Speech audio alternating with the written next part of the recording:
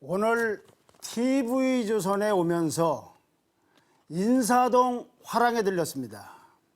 검찰이 전두환 전 대통령 자택에서 압류했다는 이대원 화백의 그림이 200호짜리입니다. 그 200호짜리를 표구하는 가격이 얼마냐라고 물었더니 화랑 주인이 하는 말씀이 최소한 100만 원은 든답니다. 그 100만 원에 3분의 1도 안 되는 29만 원밖에 없다는 전두환 대통령. 그런데 이제 검찰이 압류를 하고 또 두 아들들의 집이나 사무실에 가서 압수수색한 걸 보면은 어마어마한 그림 등이 나오고 있습니다. 마치 알리바마와 40일이 도둑이라는 동화책에 나오는 것과 비슷한 상황입니다. 그래서 이 사건은 그야말로 사건식으로 흘러가지만 그러나 그 파장이 정치적으로 없을 수가 없습니다. 특히 전두환 전 대통령이라는 50을 이끌었던 분이, 그리고 어찌 보면 그 두 아들은 그냥 명의만 빌려준 것이 아니라 사실상 공범관계에 있기 때문에 이것은 우리나라 이모저모로 정치적 파장을 크게 몰고 올 것 같습니다.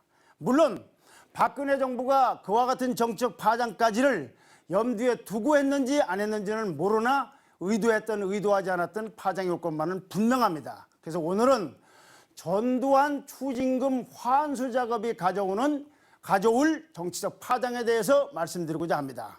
자, 첫 번째 보시죠. 우선 박정희 전 대통령의 명예회복 측면이 있습니다.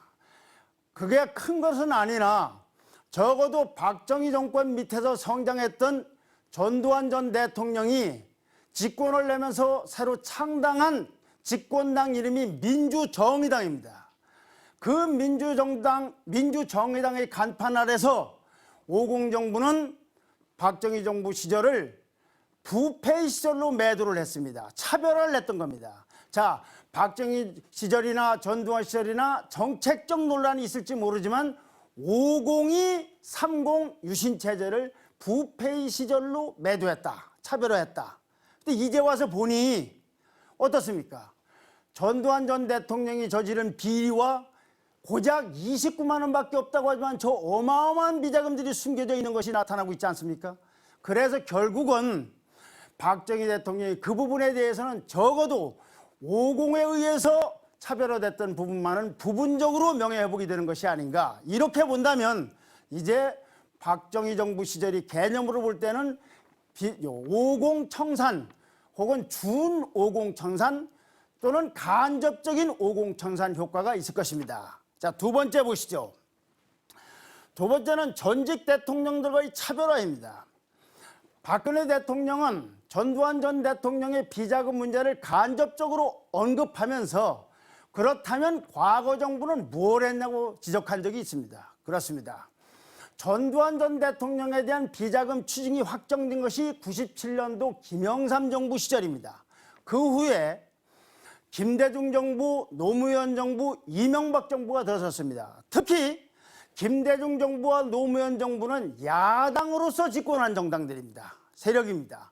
그런데 이때도 뜨뜻미지근하게 소극적으로 환수를 했습니다. 별로 이루어진 게 없습니다. 그렇다면 이제 박근혜 대통령 입장에서 볼 때에는 전직 대통령들은 무엇을 했냐고 추궁할 수가 있는 겁니다. 덧붙여 말씀드리면 전직 대통령들이 자녀 비리 관련 문제들입니다.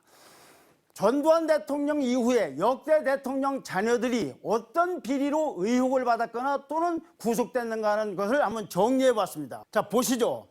전두환 대통령의 아들인 전재용 씨는 조세포탈 혐의로, 노태우 대통령의 딸 노소영 씨는 남편 최태원 SK그룹 회장과 미화 20만 달러를 밀반입한 후에 불법 예치한 혐의로, 김대중 씨 세 아들은 이렇게 나라종금에서 돈을 받거나 이용호 게이트와 관련돼서 이권 청탁을 하고 대가를 받았다든가 최규선 게이트와 관련돼서 돈을 받았습니다. 그 다음에 다시 또 보시죠. 김영삼 대통령 아들 김현철 씨는 이렇게 또 66억을 받고 세금을 포탈하고 했습니다. 노무현 대통령의 아들 노건호 씨와 노정현 씨도 이렇게 돈을 받아서 자신의 회사에 투자했다거나 미국의 아파트를 매입하면서 100만 달러 불법 송금했고, 이명박 대통령의 아들 이시영 씨도 내곡동 사저와 관련해서 조사를 받았습니다. 이렇게 전직 대통령뿐만 아니라 그 자녀들, 친인척은 얘기할 것도 없습니다만 그렇게 많은 비리 의혹이 있습니다. 이 부분 또한 박근혜 대통령과는 차별화될 수밖에 없습니다. 왜 그러냐? 무엇보다도 박근혜 대통령에게는 자녀가 없기 때문에 그렇습니다. 이제 세 번째 보시죠. 국정 주도력 제고 부분입니다.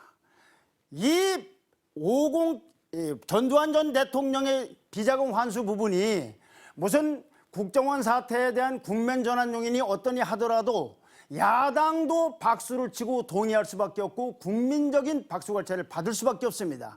이 삶이 핍박해진 현실에서 저렇게 호화로운 생활을 하고 있는 전직 대통령에 대해서 누가 좋다고 하는 사람이 있겠습니까? 그렇게 함으로써 박근혜 대통령의 국정 주도력은 훨씬 올라갈 겁니다. 야권이 이 문제에 대해서 과거 10년 집권하면서도 소홀히 했기 때문에 여기에 대한 박근혜 대통령의 국정 주도력 제고는 더 이상 의문을 가질 필요가 없지 않나 싶습니다. 이제 마지막으로 네 번째입니다. 보수 세력 재편입니다. 사실은 이 부분이 가장 핵심입니다. 한국의 보수 세력은 박정희 대통령을 좋아했던 사람들, 그리고 노태우 대통령, 전두환 대통령, 김영삼 대통령, 그리고 이명박 대통령을 좋아했던 분, 그리고 박근혜 대통령을 지지했던 분, 이런 분들이 많이 호은성이 되어 있을 것입니다. 자, 이 보수 세력이 이제 클린 보수, 개혁적 보수를 지향하면서 누가 주류로 설 것이냐 이 문제가 남아 있습니다. 아마도 이 사건이 끝난 이후에 보면은 산업화를 주도했던 박정희 세력과 현 박근혜 대통령을 중심으로 한 세력이 한국 보수 세력의 주류로서 대편되지 않을까 싶습니다. 여기서 얘기할 때 만약에 박근혜 대통령이 성공적으로 국정을 이끌고 날 때 여기를 주도했던 박근혜 세력은 뭐냐? 박정희 대통령이 하지 못했던 민주주의를 좀 더 완성시키고 그리고 선진 복지국가를 만드는 그런 세력으로 불려질 것으로 보입니다. 자, 이런 세력에다가 상도동계, 김영삼 대통령의 상도동계가 일부가 지금 친박에 들어와 있고, 그리고 지난번 대통령 선거를 통해서 김대중 전 대통령의 동기동계 일부 인사들이 들어와 있습니다. 한광욱 씨 같은 분들이 그런 분들입니다. 이렇게 되면은 이 보수 세력 재편 과정에서 가장 배제가 되거나 쇠퇴할 세력은 우선 50의 전두환 전 대통령 세력이거나 그분을 지지했던 분일 겁니다. 그런데 마지막으로 여기서 아주 미묘한 관찰 포인트가 있습니다. 이명박 정부 세력입니다. 그걸 우리는 쉽게 얘기하면 친이 세력이라고 할 수가 있습니다. 지금 박근혜 정부에 참여한 사람들 중에서 50 인사와 이명박 정부 시절의 인사들은 거의 보이지 않습니다. 김관진 국방장관 한 분 정도가 보일 정도입니다. 그러나 이분도 남북의 극한적인 대치하고 그리고 국방장관 내정자가 낙마하는 바람에 있는 것이지 원래는 교체 대상이었습니다. 이와 관련해서 얼마 전에 박근혜 대통령이 새 정부의 인사 기준으로 전문성과 함께 국정 철학 공유 이 부분을 한 것은 매우 의미심장하다고 볼 수가 있습니다. 그러나 아직은 이런 부분에 대한 어떠한 관찰도 할 계기가 나타나지 않고 있습니다. 한 가지 우리가 기다려보고 지켜볼 수 있는 것은 이른바 4대강 감사 결과입니다. 4대강 감사 결과를 감사원은 마지막으로 운하를 염두에 둔 설계를 했으며 그 결과 건설회사들이 비리로 담합 입찰을 했다고 했습니다. 그리고 이에 대해서 이정현 청와대 홍보수석은 자기 이름을 걸고 이것은 국민을 속인 일이라고 했습니다. 이제 전두환 전 대통령 문제가 끝나고 나면 그 감사원이 그와 같은 감사 결과에 따른 후속 조치가 매우 관찰이 대상이 될 것으로 보입니다. 그러나 이와 같은 것이 의도했던 이렇게 전개될 것으로 보입니다만은 설령 계산을 하고 의도했다 하더라도 여기가 성공하려면 한 가지 전제가 있습니다. 그것은 경제를 살려야 됩니다. 경제가 살리지 않아서 삶이 점점 더 어려워지면 무슨 일이 있더라도 국민적 지지를 이끌어가고 동의하려는 어떤 일도 추진할 수가 없습니다. 그렇게는 절대 가지 않게 되십니다.